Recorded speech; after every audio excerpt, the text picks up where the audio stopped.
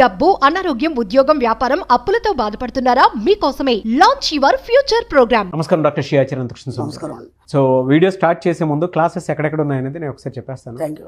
అనంతకృష్ణ స్వామి గారు conduct చేయబోయేటువంటి classes 19th January 2025 హైదరాబాద్లో ఉంటుంది, 26th January 2025 విశాఖపట్నంలో ఉంటుంది, 2nd February 2025 తిరుపతిలో ఉంటుంది, 9th February 2025 రాజమండ్రిలో ఉంటుంది, 16th February 2025 బెంగళూరులో ఉంటుంది, అండ్ 2nd March 2025 విజయవాడలో ఉంటుంది, 9th March 2025 అనంతపూర్లో ఉంటుంది.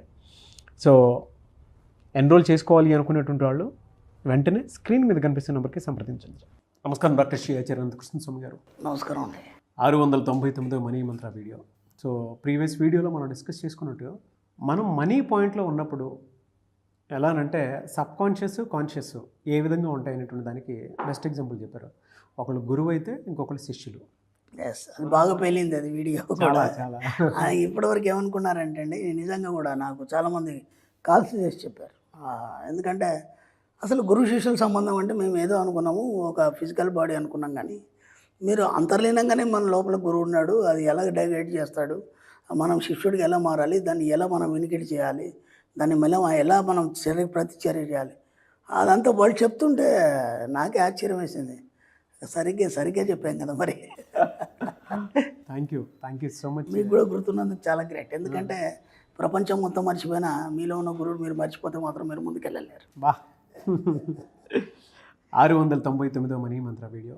ఈ వీడియోలో ఏం చెప్తున్నా, ఇక్కడ విచిత్రం ఏం జరుగుతుందంటే ఈ వాక్యం ఎంత బాగుందంటే, నీలో నిద్రాణంగా ఉన్నటువంటి ఆత్మను మేలుకొలపడగడం అలవాటు చేసుకోండి.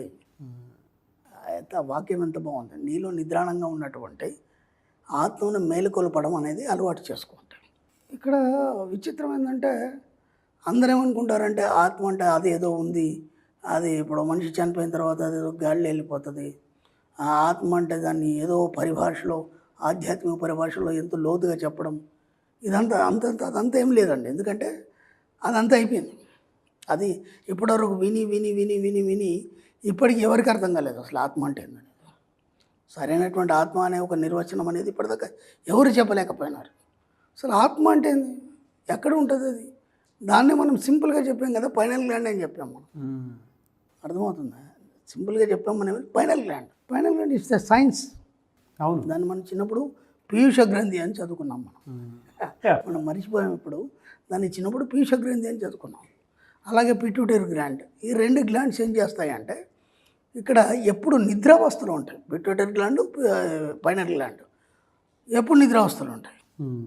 నిద్రావస్థలు ఉన్నదాన్ని ఎందుకు నిద్ర మేలుకొల్పాలి ఇక్కడ మనం చెప్తుంది. అది నీ ఆత్మ నిద్రాణంగా ఉంది కదా, అది మేలుకొల్పాలని ఆధ్యాత్మిక పరిభాషలు చెప్పారు.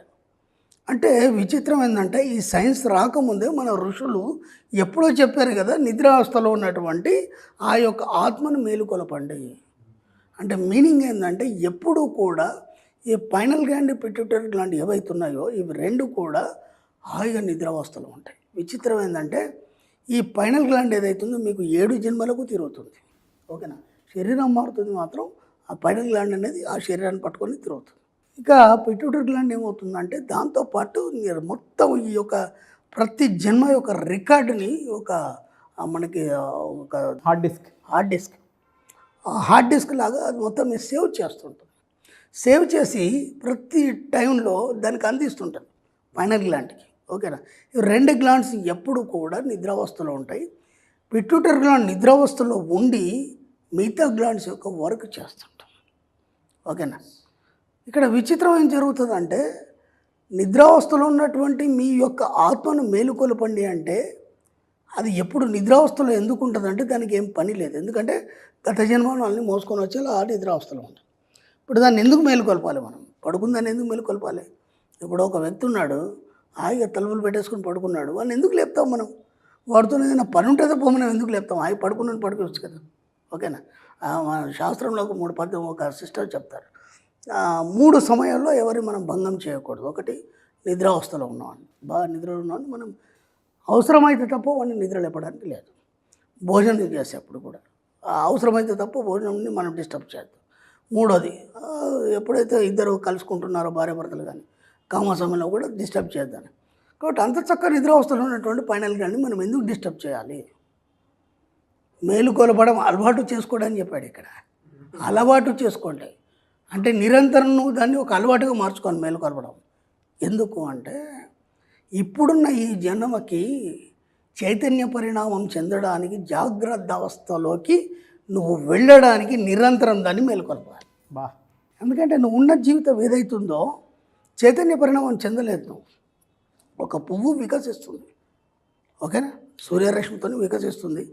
అలాగే ఒక జంతువు నిద్ర మేలుకొని తన ఆహారం కోసం వెతుక్కుంటుంది, ఓకేనా. మళ్ళీ దానితో డబ్బు సంబంధం లేదు మనకి, అర్థమైందా?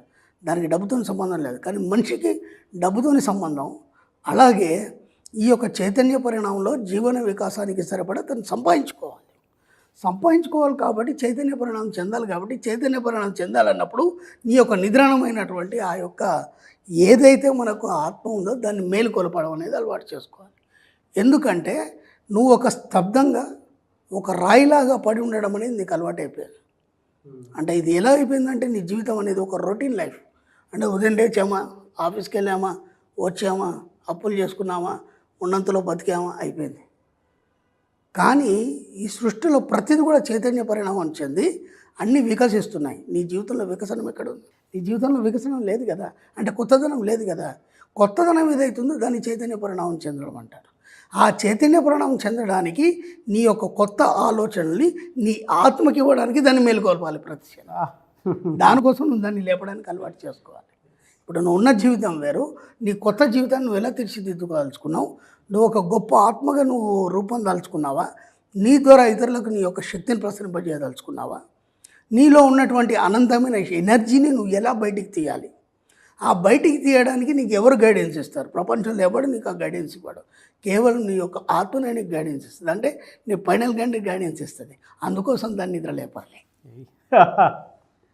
ఒక వాక్యంలో ఇంత పెద్ద అర్థం ఉంది, ఇంత పెద్ద మీనింగ్ ఉంది. ఇది మనకు తెలియకుండా మనం ఏం చేస్తున్నామంటే హాయిగా మన పని లేదో మనం చేసుకుంటున్నాం, తింటున్నాం, పంటున్నాం. ఆ సినిమాలో చెప్పినట్టు తిన్నామా, పడినామా, లేచామా తప్ప ఇంకా వేరే ఆలోచన లేకుంటున్నాం. కాబట్టి నీలో నిద్రాణమైనటువంటి ఆత్మని నువ్వు నిరంతరం మెలుకలుపడం అనేది అలవాటు చేసుకోండి ఇక నుంచి. అలా చేసుకోవడంలో ఏమవుతుందంటే నీలో చైతన్య పరిణామం కలిగి, నీలో వికసనం కలిగి, నీ యొక్క జీవితం అనేది కొత్తగా రూపొందించడం కాకుండా నీ ద్వారా అనంతమైనటువంటి ఎనర్జీ ఇతరులకు ప్రసారమై ఒక కొత్త సరళిని మీరు సృష్టించడం అనేది స్టార్ట్ అవుతుంది. కాబట్టి అది ఎవరు వచ్చేసేది కాదు, ఎవరో గైడెన్స్ ఇస్తే అయ్యేది కాదు, ఎవరు చెప్పినా ఏం చేసినా సరే అది సాధ్యం కాని పని. కాబట్టి మీలో ఉన్న అనంతమైన శక్తిని మీరే తట్టి లేపి మీరే మేలుకొల్పినప్పుడే సాధ్యమవుతుంది. కాబట్టి మీరు అలా పడి ఉండకుండా, ఒక రాయిలాగా పడి ఉండకుండా, ఒక పాషాణలాగా పడి ఉండకుండా వీలైనంత మటుకు చైతన్య పరిణామం చెందుతూ మీలో ఉన్నటువంటి ఆ నిద్రాణమైన ఆత్మ అనే శక్తిని నిరంతరం లేపడానికి అలవాటు చేసుకొని మీ యొక్క జీవితాన్ని చక్కగా తీర్చిదిద్దుకోండి. 21st సెంచరీలో అంటే గురువులు అంటే ఇలానే ఉంటారేమో అనుకున్నంత ఇదిగా అనిపించింది సార్. అంటే ఒక సబ్జెక్ట్ ఎంత అద్భుతంగా ఉంటుందా అని నాకు ఎంత బాగా అనిపించిందంటే, ఒక పువ్వు వికసించినప్పుడు, ఒక విత్తనం మొలకెత్తినప్పుడు నువ్వెందుకు అలా నిద్ర వ్యవస్థలో ఉంటావు అంటే నాకు ఆ నేచర్ పాయింట్లో చాలా కనెక్ట్ అయ్యాయి అనమాట. అంటే ఇంత గొప్పగా ఉంటుందా, నన్ను నేను అర్థం చేసుకోవడానికి ఈ ఇంత బెస్ట్ ఎగ్జాంపుల్ ఉంటుందా అన్న అంత ఇదిగా నన్ను నేను ఓన్ చేసుకున్నాను. ఇక్కడ మనం ఆధ్యాత్మిక అని చెప్తలేము, దేవుడు అనేది చెప్తలేము, ఆధ్యాత్మిక చైతన్యాన్ని కలిగిస్తూ సైన్స్ అని చెప్తున్నాం. అవును, ఎందుకంటే ఫైనల్గా అనేది సైన్స్ నీ శరీరంలో ఉంది. మీరు మొత్తం దానికి సంబంధించేటువంటి లిటరేచర్ మొత్తం మీరు గూగుల్లో కొట్టి చదవచ్చు. అదేమేం పని చేస్తుంది, అద్భుతాలు, దాని మీద నేను ఎన్నో వీడియోలు కూడా చేయడం జరిగింది. ఫైనల్ గ్లాండ్ చేసే అద్భుతాలు ఏంటి, ఇంత ఈజీ ఉంది మెథడ్. మనం దీన్ని ఎందుకు ఉపయోగించుకుంటలేము? పనికిరాని అన్ని ఏదో క్యాన్సెస్మెంట్తో ఆలోచించి అన్ని ఇబ్బందులు ఎదుర్కోవడం కంటే ఇంత అద్భుతమైన సబ్జెక్ట్ని పట్టుకొని ఒక ఉన్నత స్థితికి చేరడానికి దీంట్లో ఖర్చు లేదు, దీనికి సమయం కేటాయించాల్సిన అవసరం లేదు. జస్ట్ నీ ఆలోచన విధానం అనేది మార్చుకుంటే సరిపోతుంది. దానికి మనం ఇంత ఇబ్బందులు పడే అవసరం ఏముంది అని నేను చెప్పేది. రియలీ ఫ్యాంటాస్టిక్ అండి. Thank you so much doctor Sri Acharya Anantakrishna Swami garu. Thank you.